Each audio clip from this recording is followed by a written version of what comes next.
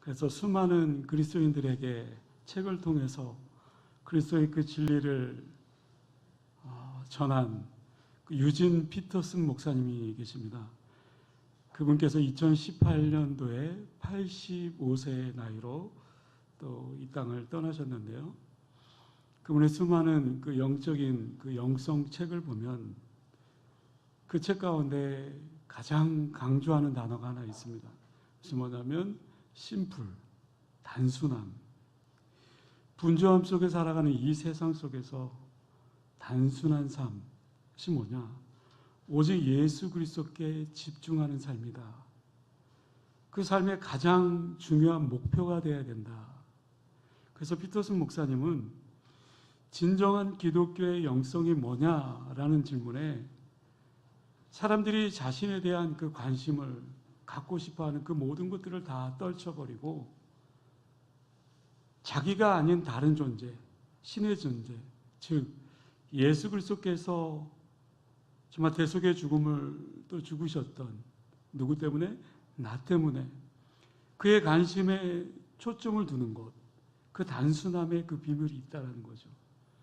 그래서 영성이라는 것은 살아계신 하나님을 향한 깨어있는 관심이다. 하나님을 향해 드리는 신실한 반응이다라고 그렇게 말을 합니다. 우리가 출발선상을 다시 한번 돌아가서 하나님 앞에 깊이 나아가며 또 사귀며 교제하며 그분의 그 말씀대로 단순하게 살아가는 삶이야말로 그 인생이 복된 삶이다. 그렇게 얘기합니다. 오늘 출애굽기 27장 레위기와도 같죠. 성막에 대한 그 말씀들이 쭉 이어집니다. 여러분들이 잘 알다시피 출애굽기, 레위기는 그래도 27장으로 되어 있지 않습니까? 출애굽기는 40장으로 되어 있습니다. 그래도 전반부에 출애굽기 1장부터 20장 전까지 시내산까지의 그 출애굽 여정, 그 엑소더스, 탈출하다. 이스라엘 백성들이 모세 지도자를 통해서 하나님의 인도하심을 따라 애굽의 노예에서 이제 광야 40년을 거쳐 가나안 땅으로 나아가게 되죠. 그래서 라암셋을 출발해서 숫꽃, 에담, 비아히옷, 홍해, 그리고 수르광야, 마라, 엘림, 신광야, 르비딤, 그리고 출애굽기 19장에 보면 시내산에 머물게 되죠. 시내산에 머물며 출애굽기 20장에 십계명을 받게 됩니다. 그리고 출애굽기 20장부터 22장까지는 그 밖에 여러 가지 법, 규례에 대해서 말씀을 하죠. 출애굽기 23장까지 여러 가지 그 규례와 법규에 대해서 말씀하신 후에 출애굽기 24장에 가면 이스라엘 백성들과 언약을 세우게 됩니다. 그리고 이제 출애굽기 25장부터 하나님은 모세를 부르시고 그리고 이스라엘 자손들에게 뭐를 지으라? 성막을 지으라. 단 그 성막을 지을 때 기쁜 마음으로 예물을 드려라. 그래서 자원하는 마음으로 그 성막을 지어라. 그래서 여러 가지 전리품들을 모아서 하나님의 그 계시대로 성막을 짓게 됩니다. 그래서 출애굽기 25장부터 26장까지 성막 안에, 그러니까 성막 바깥에가 아니라 성막 안에 기구들이 있습니다. 지성소와 성소로 나눠지고 지성소에는 언약궤가 있죠. 성소에는 등대가 있고 진설병 상이 있고 떡상이라고도 하죠. 또 지성소로 들어가는 입구에 향단이 있습니다. 그렇게 성전 안에 있는 여러 가지 성막의 기구들에 대해서 말씀을 하고 오늘 본문, 이게 목요일 말씀 묵상의 본문인데요. 27장은 이제 성막 안이 아니라 성막 바깥에 외곽에 있는 그 모든 것들을 또 말씀을 하고 있는데 그 가운데서도 1절부터 9절까지는 번제단 그리고 성소와 지성소 외곽인 그 성막의 뜰에 대해서 9절부터 19절까지 쭉 이어집니다. 단순함. 네. 여러분, 그 성경이 한마디로 얘기하면 뭐라고 얘기할 수 있겠습니까? 저는 오늘 말씀을 계속해서 읽고 또 말씀을 준비하면서 딱 하나의 단어로 결론을 지었습니다. 그것은 뭐냐면 예수 그리스도. 성경은 예수 그리스도. 이 단어 하나에 모든 것이 다 포함되어 있습니다. 성막을 소개할 때인데 여러분, 성막 어떻습니까?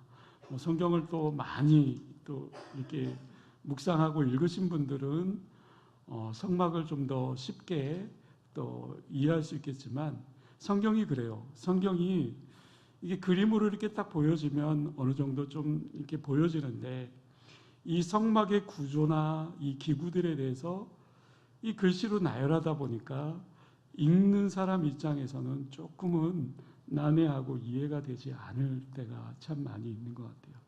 저도 이 성막을 또 번제단과 성막의 뜰에 대해서 어떻게 좀 더 쉽게 나눌까 하다가 유튜브로 또 동영상을 또 찾아보고 또 여러 또 관련된 사진들을 또 이렇게 정리하다 보니까 조금 더 쉽게 이해할 수 있겠다 싶은 생각이 들었습니다. 그래서 오늘 말씀 전하기 전에 한 4분 정도 되는데요, 동영상 성막의 구조에 대해서 간단하게 먼저 동영상을 보시고 그런 후에 또 계속해서 말씀 이어가겠습니다.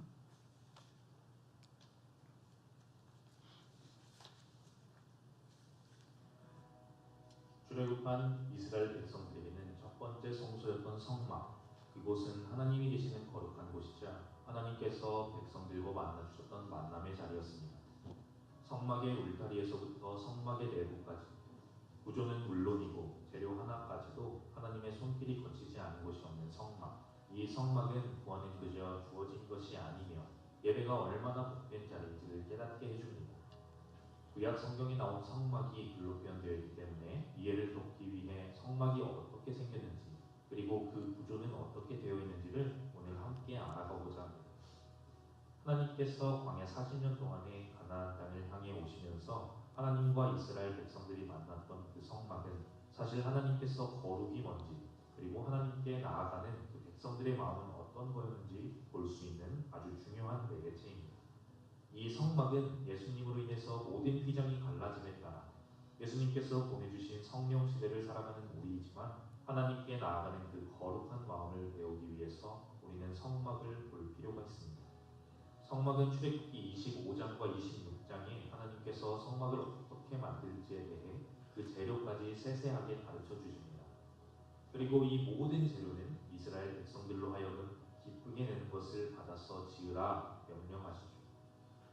단 하나뿐인 성소의 문이 있는 동쪽을 기준으로 번제단, 물두멍, 그리고 성막이 있는데, 성막에 들어가게 되면 성소와 지성소가 있습니다. 동쪽인 성막의 입구로 들어와서 예물을 드리게 되는데, 번제단을 기준으로 북쪽에서 예물을 드리는 사람이 가축을 잡습니다. 그렇게 해서 잡게 된 가축의 피를 가져다가 번제단 네 모퉁이에 있는 번제단의 뿔에 피를 묻히고 가축을 번제단 위에다가 올립니다. 그렇게 태우게 되면 그것은 화제로서 하나님 앞에 향기로운 냄새로 드려지는 것이죠. 번제단에서 조금 더 이동하게 되면 그 앞에 물두멍이 있습니다. 물두멍에서는 제사장들이 손이나 발을 씻도록 되어 있습니다. 이때 손이나 발을 씻지 않고 성막 안에 들어가게 되면 제사장은 반드시 죽게 됩니다. 성막 안에 있는 성소를 보면 그 바깥에는 해달 가죽으로 덮여져 있습니다. 그 안에 들어가게 되면 나오는 곳이 바로 성소입니다. 이 성소에는 제사장들만이 들어올 수 있습니다. 제사장들이 들어오면 입구인 동쪽을 기준으로 서쪽인 지성소 앞에는 분향단이 있습니다. 이 분향단에는 지정된 향을 섞어서 만든 것을 태움으로써 거룩한 향기를 냅니다. 성소에서 북쪽에 보이는 것이 바로 떡상입니다. 떡상은 하나님 앞에 떡을 차려서 놓는 것을 말하는데, 12장의 진설병을 두 줄로 6장씩 쌓아 놓습니다. 그리고 성소의 남쪽에는 살구나무 꽃 모양을 한 등잔대가 있습니다. 이 이 성소 안에 더욱 거룩한 곳은 바로 지성소입니다. 지성소에는 대제사장만이 들어갈 수 있는데 1년에 딱 하루 있는 속죄일에만 들어갈 수 있습니다. 이 지성소 안에는 언약궤가 있습니다. 언약궤 위에 있는 것이 바로 속죄소인데 그룹이라고 하는 천사 두 명이 서로 날개를 맞대고 언약궤를 갖고 있는 모습을 가집니다. 법궤 안에는 세 가지 물건이 들어있습니다.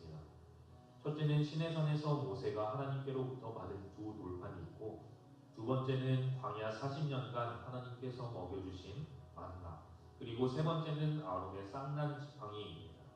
이렇게 해서 보면 이스라엘 백성은 이 법궤를 40년 내내, 그리고 가나안 땅에 들어와서까지도 하나님께서 주신 말씀을 기억하고 일용할 양식을 주신 하나님을 기억하면서 이 법궤를 늘 기도와 예배의 중심에 놓았던 것을 볼 수 있습니다. 하나님께 나아오는 그 마음을 배우기 위해서 우리는 구약 성경에 나오는 성막에 대해서 알아볼 필요가 있습니다. 성막에 대해 자세하게 묵상한다면 우리가 하나님께 어떤 마음으로 예배를 드려야 되는지 확실하게 알 수 있을 것입니다. 계속해서 진행되는 성경 읽기 프로젝트를 통해서 큰 됐습니다. 우리 모든 소통교회 그림 하나를 보겠습니다. 우리 프린트물로 나눠준 그림 가운데 번제단이라는 그림일 성막의 그림입니다. 이렇게 보면 성막이 직사각형으로 되어 있습니다. 직사각형으로 되어 있는데 반으로 뚝 자르면 정사각형이 되겠죠. 정사각형 두 개가 합쳐져서 직사각형 모양이 되어지고 또 그 안에 성소와 지성소로 나눠지는데 지성소 또한 성소의 절반이 지성소고 또 그 배가 성소가 되어 있겠죠. 그 외에 물두멍 번제단 이 뜰에 있는 이 모든 것들이 또 그 외에 기둥, 성막 기둥, 성막의 크기 그 모든 것들이 다 정말 정교하게 하나님이 계시된 대로 그렇게 잘 짜여져 있다. 그것을 보게 됩니다. 성막으로 들어가는 그 문은 몇 개일까요? 네, 성막으로 들어가는 문이 하나입니다. 네, 동쪽인데요. 네, 7번인데요. 그림의 7번인데 성막으로 들어가는 문이 동쪽입니다. 그리고 지성소 그 맞은편 들어가는 문 반대편이 서쪽이고 그리고 위쪽이 북쪽이고 아래쪽이 남쪽이겠죠. 성막에 들어가는 문 왜 동쪽일까? 여러분 아담과 하가 에덴 동산에서 쫓겨날 때 어느 쪽이었습니까? 에덴의 동쪽이었죠. 네. 동쪽 하나만 열려 있는 겁니다. 그 속으로 들어가자마자 그 나오는 곳이 있습니다. 그 문으로 들어가자마자 나오는 것이 뭡니까? 네, 오늘 본문인 번제단이죠. 네, 번제단은 그 옆에 그림 보면 될 것 같습니다. 이 번제단에서 희생 제물을 드리는 겁니다. 이 번제 히브리어로 올라라는 뜻인데요. 올려지다라는 그런 뜻을 갖고 있습니다. 단 히브리어로 뭘까? 미츠베이라는 그 단어의 뜻은 잡다, 살해하다. 그러니까 잡아서 올리는 것 그런 뜻을 갖고 있습니다. 이 번제단은 그 죄를 대속하기 위해서 그 번제단에 희생 제물을 태워서 그것을 올려드리는 곳이 이 번제단입니다. 그러면 번제단의 구조에 대해서 우리 두 번째 그림 잘 안 볼 겁니다. 사진 보면 될 것 같은데요. 네, 우리 성경 1절 보면서 우리 성경 구절들을 보면서 좀 더 쉽게 다가가길 원하는데요. 1절 말씀을 봅니다. 너는 조각목으로 길이가 5규빗, 너비가 5규빗의 제단을 만들되 네모 반듯하게 하며 높이는 3규빗으로 하고. 이 서두에 보니까 너는 조각목으로, 조각목이라는 것은 시띠 나무를 가리킵니다. 성경에서 어느 과목을 얘기하냐면 이 조각목은 아카시아 나무. 그러니까 강야에서 흔히 볼 수 있는 이 잡목과 같은 이 나무가 이 아카시아 나무 조각목입니다. 그런데 그 뒤에 보면 길이가 몇 규빗이라고 말합니까? 길이가 5규빗. 네, 1규빗이요. 손끝에서 여기 팔꿈치까지 이것이 1규빗인데 사람에 따라서 조금씩은 그 길이가 다를 수도 있어요. 근데 보통 45cm, 50cm 정도, 이 한 규빗 정도가 그렇다고 치면 한 규빗에 45cm 그러면 5규빗이면 얼마나 될까요? 네, 계산 빨리 해보십시오. 네, 2m 25cm. 그러니까 가로가 길이가 2m 25cm. 그러니까 두 발, 한 3발 정도 되겠네요. 하나, 둘, 3발. 네. 그리고 또 넓이가 몇 규빗입니까? 네, 똑같아요. 그러니까 정사각형이죠. 정사각형 모양입니다. 네. 그런데 높이가 조금 달라요. 높이는 몇 규빗입니까? 네, 3규빗입니다. 네, 그러면 높이가 3규빗이면은 약 1m 35cm 정도. 네. 그런데 왜 정사각형 모양일까? 여러분, 이 번제단의 희생 제물을 바쳐서 태워서 하나님께 올려드리면서 그 죄를 속하는데 그러면 왜 이 정사각형의 모양일까? 네, 높이는 조금은 다르지만 높이는 약간 낮지만 위에서 볼 때 그 길이와 넓이는 똑같습니다. 왜 그럴까요? 이 번제단의 장소는 뭐가 이루어지는 곳입니까? 백성들의 그 죄를 대속하기 위해서 뭐를 잡습니까? 네, 소, 양, 짐승을 잡아 태웁니다. 다시 말해서 이 정사각형은 네모 반듯한 것은 하나님의 공의가 이루어진다라는 의미를 갖고 있습니다. 사실 그 공의를 이루신 분이 누구입니까? 누구입니까? 예수님이죠. 예수님의 그 희생 제물로 십자가라는 그 제단에 바쳐지지 않았습니까? 그런데 이 번제단의 재료가 뭘로 되어 있습니까? 네, 1절 서두에 보니까 조각목으로 되어 있다. 예수님은 금보다도 귀한 하나님의 아들입니다. 그런데 예수님께서 이 땅에 어떻게 오셨습니까? 어떤 모습으로 오셨습니까? 조각목같이, 아니 아카시아 나무같이 잡목 같은, 그냥 광야에 널려 있는 그런 초라한 그런 나무 같은 그런 분으로 이 땅에 오신 겁니다. 2절 하반절에 보면 그 조각목에 무엇을 입히나요? 2절 하반절에 보면 그 조각못에 놋을 입힙니다. 이 놋의 의미는요, 놋의 그 상징하는 그 의미가 있습니다. 성경에서는요, 심판을 상징합니다. 우리가 마땅히 받아야 될 심판을 누가 대신 받으셨다라는 걸까요? 예수입니다. 이처럼 이 번제단 하나에도 하나님의 그 계시를 통해서 모세에게를 통해서 이스라엘 백성들에게 만들도록 했는데 그 속에 다 그 예수 그리스도의 그 의미가 담겨져 있습니다. 그러니까 성막 안의 기구 하나하나에 이 하나님의 사랑과 예수님의 그 용서, 예수님의 그 희생 제물 그렇게 설명되어지고 그 메시지와 의미들이 다 녹아 있는 겁니다. 때로는 레위기가 또 성막이 제사법이 여러 가지 율법과 규례들이 우리가 성경을 읽을 때 조금은 딱딱하고 어렵게 들릴지 모르겠지만 시내산에서 받은 십계명 또 성막 등의 치밀한 그 질서에 있는 그런 것들을 통해서 하나님의 구속하심 그리고 하나님의 그 정확하고 또 얼마나 우리를 향하고 있는가를 이 성막의 기구들을 통해서 잘 표현되어지고 있습니다. 3절 말씀입니다. 3절 말씀 우리 같이 한번 3절 읽어볼까요? 시작.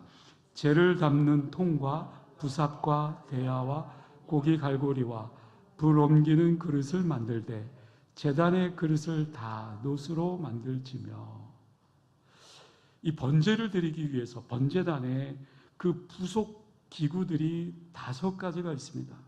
재를 담는 통, 부삽, 대야, 고기 갈고리, 불 옮기는 그릇. 근데 마치 설명하지 못한 그 구절이 있는데요. 2절 말씀을 다시 볼게요. 그 내 모퉁이 위에 뿔을 만들되 그 뿔이 그것에 이어지게 하고 그 제단을 노수로 싸고. 네, 그림 3번째 그림입니다. 이 정사각형으로 되어 있는 코너마다 톡 튀어나온 게 있어요. 이 돌기가 하나씩 이렇게 각 모서리에 있는데 이것이 뭡니까? 네, 제단 뿔이죠. 그런데 그것을 모두 뭐로 쌓았다라고 얘기합니까? 노수로 쌓았답니다. 노수로 쌓았다라는 것은 아카시아, 이 조각목, 이 아카시아 그로 만든 이 제단이 심판과 용서를 받았다라는 의미이겠죠. 그래서 출애굽기 29장 12절 말씀에 보면 그 피를 내 손가락으로 제단 뿔들에 바르고 그 피를 전부를 제단 밑에 쏟을지며. 제단 어디에 바르라고요? 뿔에 바르라고. 열왕기에 보면요, 솔로몬의 반기를 들었던 아도니아 반역을 일으킵니다. 이 반역을 일으키며 가담했다가 죽을 뻔했는데, 근데 이 아도니아가 성전의 어디를 잡았는지 아십니까? 제단의 뿔을 잡았습니다. 왜 제단의 뿔을 잡았을까요? 심판과 용서의 의미가 담겨져 있습니다. 그 뿔을 잡으면 용서함 받을까 봐. 그러나 어떠합니까? 결국 나중에는 죽게 되어지죠. 누구든지 제단 뿔을 잡으면 삶의 그 용서, 생명의 그 회복, 그 모든 것들이 이 뿔에 담겨져 있는 겁니다. 그래서 짐승을 잡아 그 피를 제단 뿔에 바르는 겁니다. 그림 4번째 그림을 보면요, 이 번제단을 올려놓는 곳이 있습니다. 예, 토담 위에 이것을 얹어놓는 것을 볼 수가 있는데요. 그래야 그 밑에 나무를 넣어서 불로 태워서 그 위에 있는 철망의 위에 있는 그 짐승을 태워서 하나님께 제물을 드릴 수 있기 때문이겠죠. 그러면 죄가 어디로 떨어집니까? 그 밑으로 떨어지겠죠. 그러면 5가지 기구 중에 죄를 담는 통, 그리고 부삽으로 긁어내어서 통에다가 담을 수 있는 거겠죠. 정리하겠습니다. 하나님은 우리의 죄를 대속하기 위해서 그의 아들 예수 그리스도를 십자가의 나무 위에 매다신 겁니다. 그 위에 하나님의 진노가 풀리면 하나님의 뭐가 이루어졌나요? 하나님의 공의가 이루어진 겁니다. 놀랍게도 이 출애굽기에 나오는 이 성막 가운데 뜰 안에 있는 이 번제단, 철저히 누구의 죽음을 상징하는 걸까요? 첫 번째 장소, 번제단은 예수 그리스도의 죽음을 상징하는 겁니다. 레위기 6장 9절의 말씀을 보면 아론과 그의 자손에게 명령하여 이르라. 번제의 규례는 이러하니라. 번제물은 아침까지 제단 위에 있는 석쇠 위에 두고 제단의 불이 그 위에서 꺼지지 않게 할 것이요. 이 번제단, 이 성막의 출입구를 통해서 맨 앞에 놓여져 있는 이 번제단의 이 불씨는 꺼지지 않을 것이요. 항상 꺼지지 않게. 그러면 어떻습니까? 거기에 그 연료 땔감이 굉장히 많이 들어가겠죠. 그러나 그것을 계속 떼어놓는 그 이유가 뭘까요? 누구든지 언제든지 그 죄사함을 받기 위해서 제사가 필요할 때 언제나 불이 붙어 있어야 그 번제물을 드릴 수 있는 겁니다. 누구든지 언제든지 죄의 용서가 필요할 때 그 번제단의 그 의미가 뭡니까? 바로 하나님의 마음, 예수님의 그 사랑이 그 안에 담겨져 있는 겁니다. 하나님의 사랑과 예수 그리스도의 용서가 필요한 자는 누구든지 언제든지 문이 되고 길이 되어서 팔을 벌리고 기다리고 계시는 그 주님을 향한 그 번제단 속에 담아내고 있는 하나님의 그 긍휼하심이 번제단에 있는 거겠죠. 오늘도 우리는 이 번제단의 제사를 어떻게 드릴 수 있을까요? 히브리서 9장 12절 말씀에 보면요, 염소와 송아지의 피로 하지 아니하고 오직 자기의 피로 영원한 속죄를 이루사 단번에 성소에 들어가셨느니라. 단번에. 이 단번에의 개념은요, 그냥 한 번에 즉각적으로 들어갔다라는 그런 의미가 아니라 영원하다. 영원한 속죄를 이루사. 네. 구약에는 짐승을 번제단에 바쳐드렸지만 이제 우리는 예수 그리스도를 번제물로 십자가에 달려 돌아가심으로 말미암아 우리가 제사함을 얻은 겁니다. 그것은 단번에, 한 번에가 아니라 영원한 규례가 되었다. 그러니까 구약의 모든 제사의 세밀한 그 명령, 그 질서, 그 규례들 영원히 단번에 이루어 놓으실 예수님의 대속의 죽으심, 예수님의 그 사랑, 그렇게 설명해 놓고 있는 거겠죠. 사랑하는 성도 여러분, 오늘 우리는 이 번제단의 의미와 해석을 통해서 과연 이 세상을 우리는 어떻게 바라봐야 될까요? 아니, 내 모습이 또 어떠해야 될까요?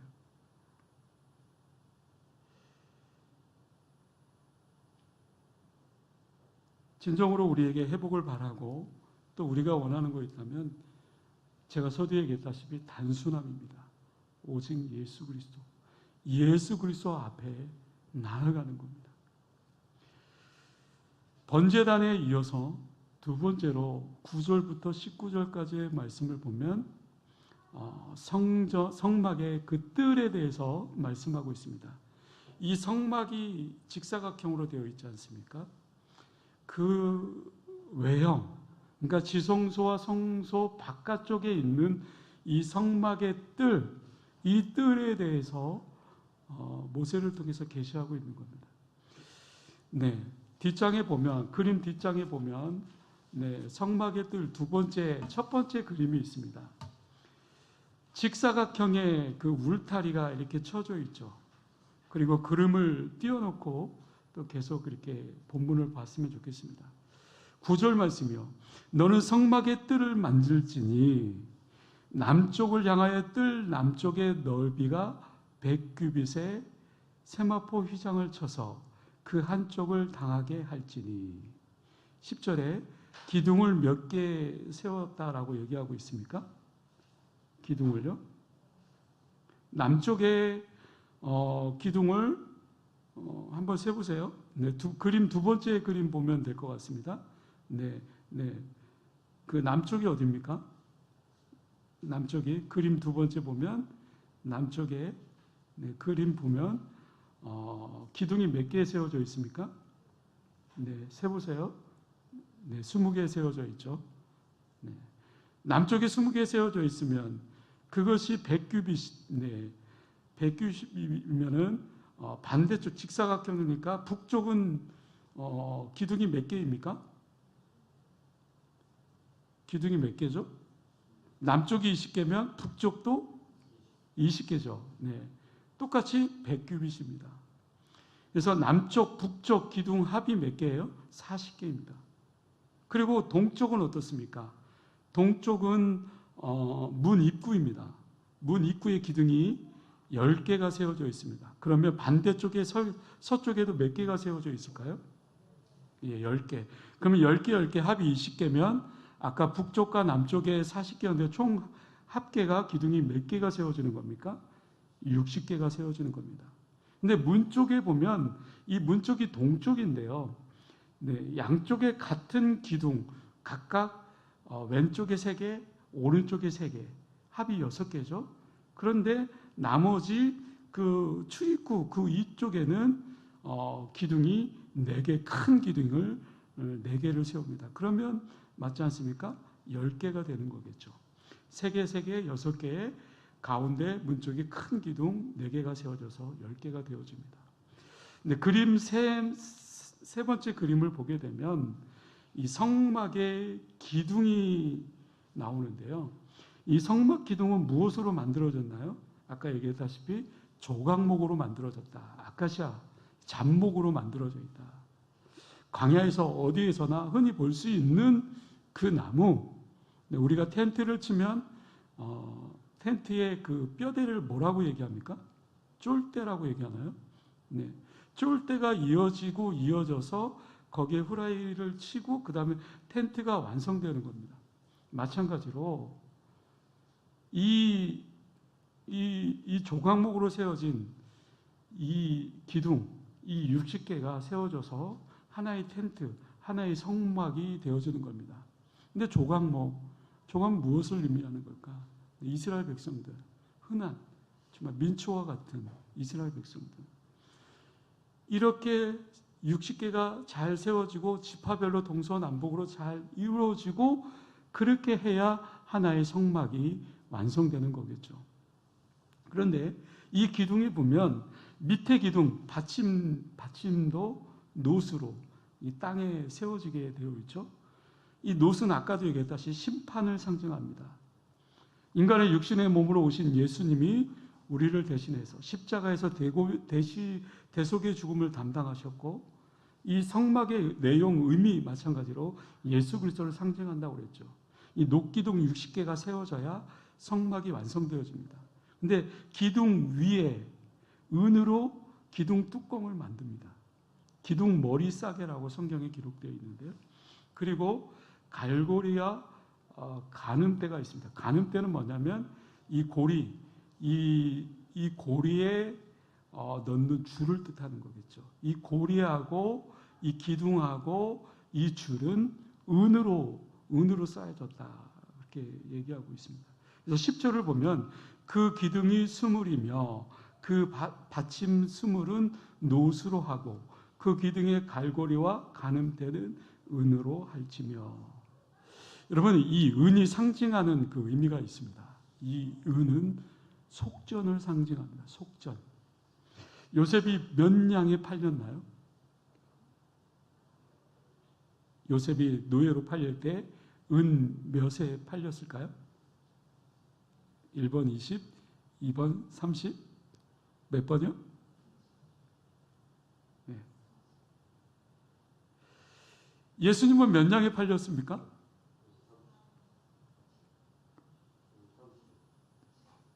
네, 은 30. 네. 요셉은 은 20에 팔렸죠. 유대인들에게 있어서 이 은이 상징하는 것은 생명을 담보로 하거나 생명을 속전할 때 그때 쓰여지는 것이 금속물입니다. 예, 은입니다. 그래서 12절, 13절, 14절, 15절 계속해서 아까 이 그림을 보고 또 이렇게 나눴던 말씀이 또 이어지는 것을 또 보게 됩니다. 네, 그림 네 번째 그림을 보면 이렇게 질문해 볼 수 있어요. 이 성막 가운데 문이 왜 하나일까? 왜 하나의 문을 만들까? 여러분, 문을 왜 동쪽에 아까 얘기했다시피 아담과 하와가 에덴의 동쪽으로 도망갔죠? 그러면 왜 문이 성막의 하나일까요? 왜일까요? 요한복음 10장, 요한복음 14장에 보면 예수님 자신을 뭐라고 얘기합니까? 양의 문이라. 네. 문으로 들어가지 않는 자는 절도요, 강도라고 얘기했습니다. 이 유일한 문은 성경에서 누구를 가리키는 걸까요? 네, 예수님 자신을 뜻하는 거겠죠.